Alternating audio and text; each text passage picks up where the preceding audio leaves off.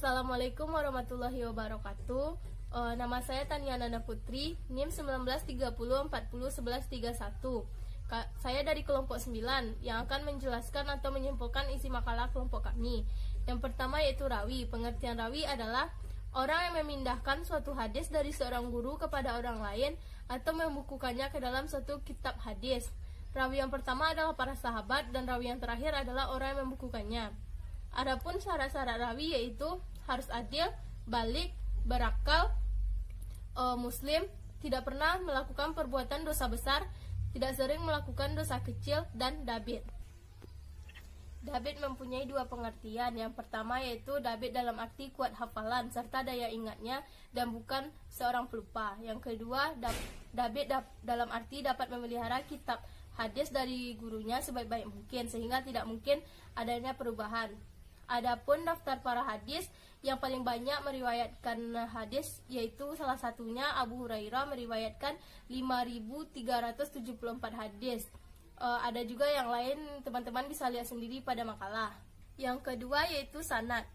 Sanad secara etimologi adalah memiliki arti al-mu'tamad yang artinya menjadi sandaran, tempat bersandar. Arti yang lain dapat dipegangi atau dipercaya. Sedangkan menurut istilah, sanad sendiri adalah rangkaian urutan orang-orang yang menjadi sandaran atau jalan yang menghubungkan suatu hadis atau sunnah sampai pada Nabi Shallallahu Alaihi Wasallam.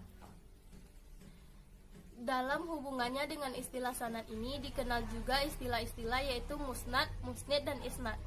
Musnad ialah hadis yang disebut dengan diterangkan seluruh sanadnya sampai kepada Nabi Shallallahu Alaihi Wasallam. Yang kedua musnid.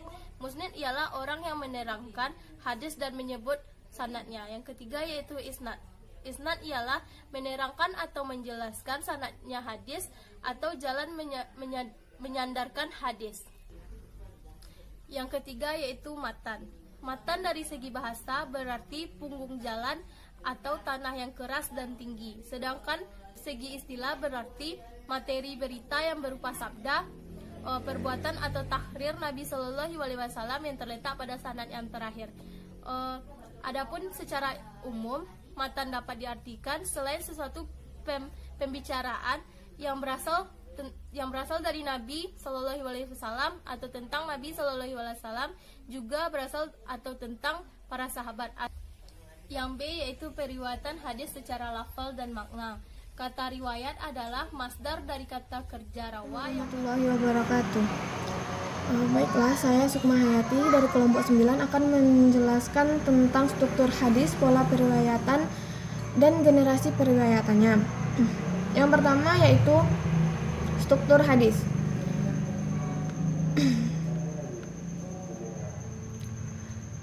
Hadis adalah sumber ajaran Islam kedua setelah Al-Quran. Sebagai umat Islam, kita harus menggunakannya sebagai acuan dalam menjalani kehidupan.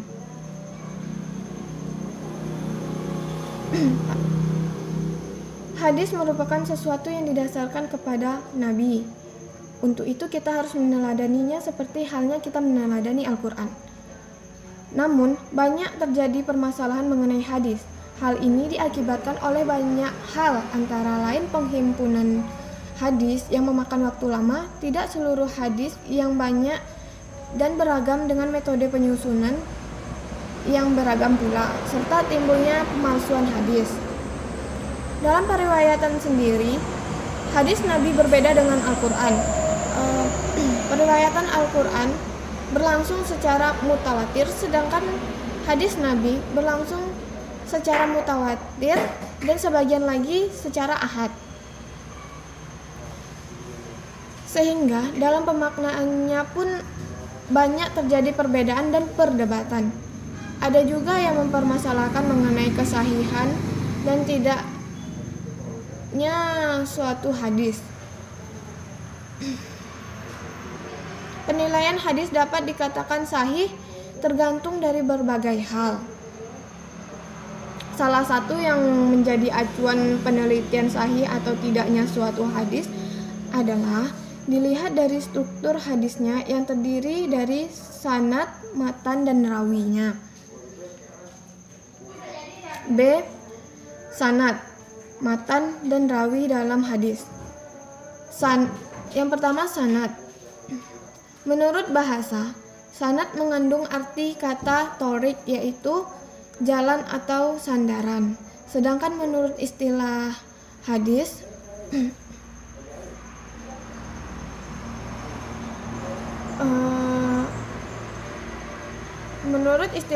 sanad ialah jalan yang menyampaikan kita kepada matan hadis. Dalam bidang ilmu hadis, sanad itu merupakan neraca untuk menimbang sahih atau dhaifnya.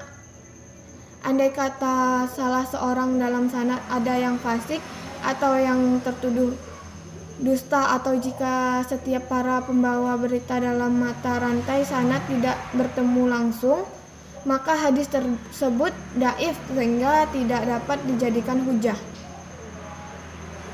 Dan demikian juga sebaliknya. Sanad mengandung dua pembagian penting. Yang pertama, nama-nama periwayatan yang terlibat dalam periwayatan hadis yang bersangkutan. Yang kedua, lambang-lambang periwayatan hadis yang telah digunakan oleh masing-masing periwayatan dalam meriwayatkan hadis yang bersangkutan. Misalnya sami'tu, akbarani, an, dan anna.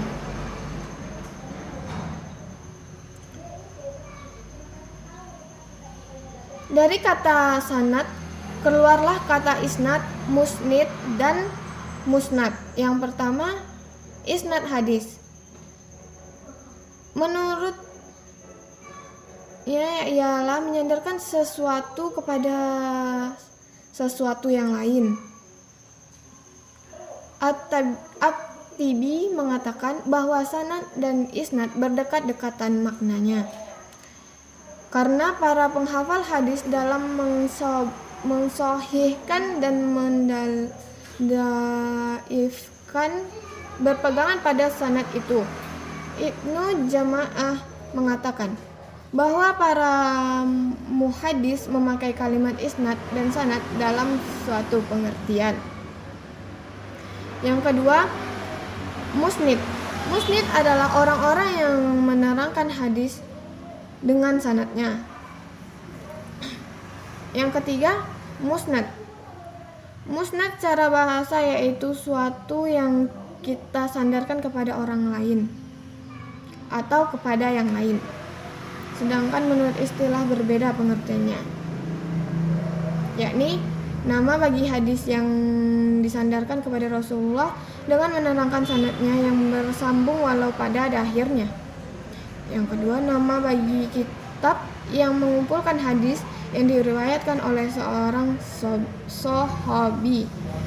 Yang ketiga, dipakai dengan makna masdar atau isnad seperti musnad Asy Syihab, ialah sanad-sanad yang dibawakan oleh Asy Syihab. Baiklah, yang kedua yaitu matan hadis. Kata matan menurut bahasa berarti keras, kuat, suatu yang nampak dan yang asli. Terkait dengan matan atau redaksi, maka yang perlu dicermati dalam memahami hadis ialah yang pertama, ujung sanad sebagai sumber redaksi, apakah berujung pada Nabi Muhammad atau bukan. Yang kedua, matan hadis itu sendiri dalam hubungannya dengan hadis lain yang lebih kuat sanadnya.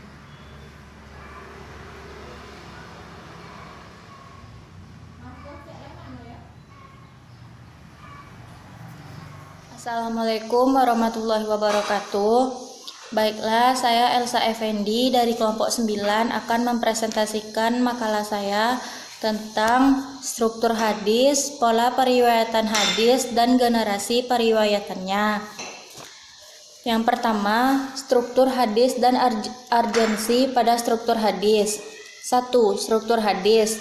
Secara struktur, hadis terdiri atas 3 komponen, yaitu sanad, matan, dan rawi. 1. Sanad. Sanad menurut bahasa artinya sandaran atau sesuatu yang kita jadikan sandaran. Sedangkan menurut istilah ahli hadis, sanad yaitu berita tentang jalan yang dilalui matan. Yang berkaitan dengan istilah sanad, terdapat kata-kata seperti al-isnad, al-musnid, dan al-musnad. Kata-kata ini secara terminologis mempunyai arti yang cukup luas sebagaimana yang telah dikembangkan oleh para ulama. Yang kedua, matan. Kata matan atau almat menurut bahasa berarti ma irtafa'a min al-ardi atau tanah yang meninggi. Maksudnya di sini adalah sesuatu yang terangkat dari bumi.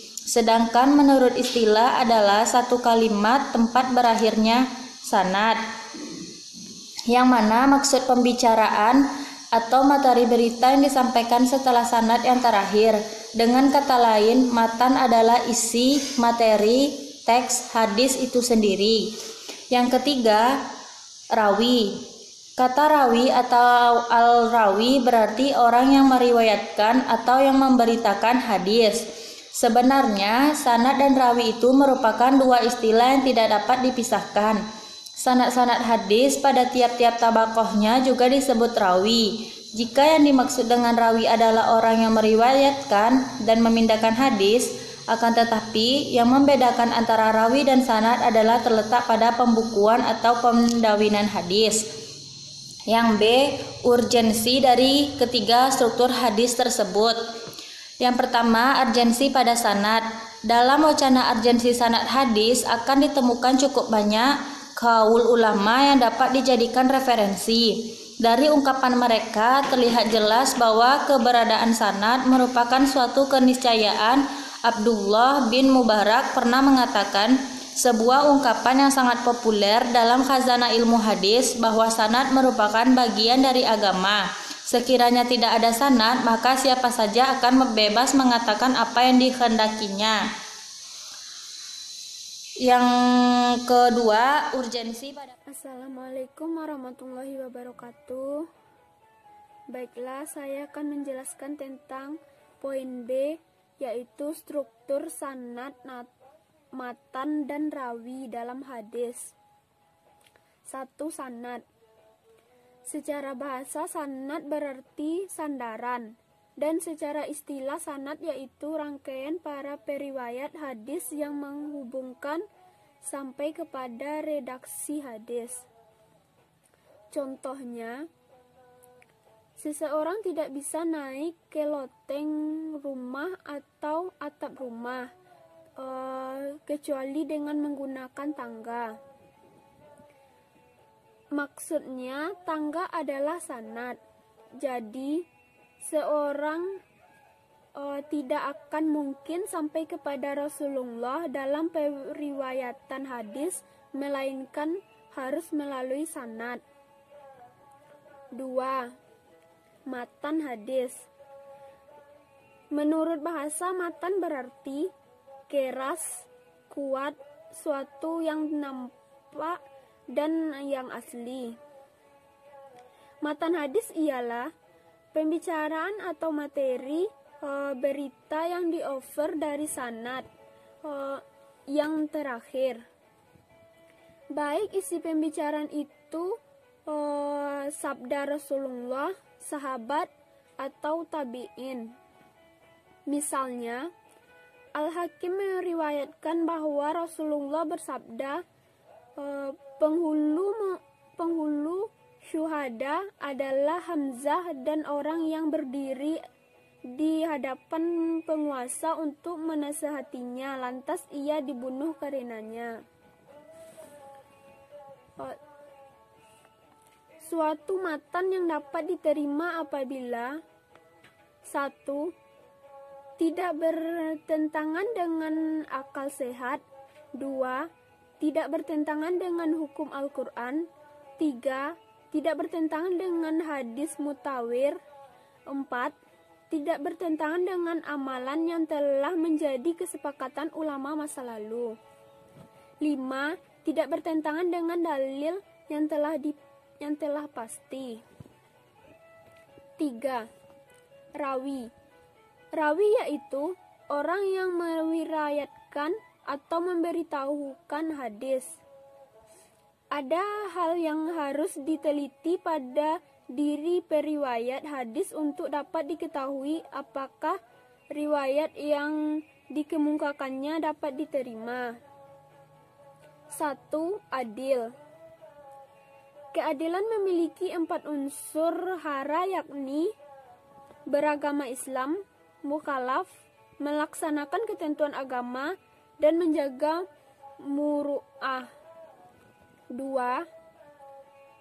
Periwayat tak kala, yaitu yang dapat membedakan antara sesuatu dengan yang lainnya. 3. Dabit, yaitu hafalannya atau mempunyai catatan pribadi yang dapat ditanggung jawab. Sekianlah dari saya. Assalamualaikum warahmatullahi wabarakatuh.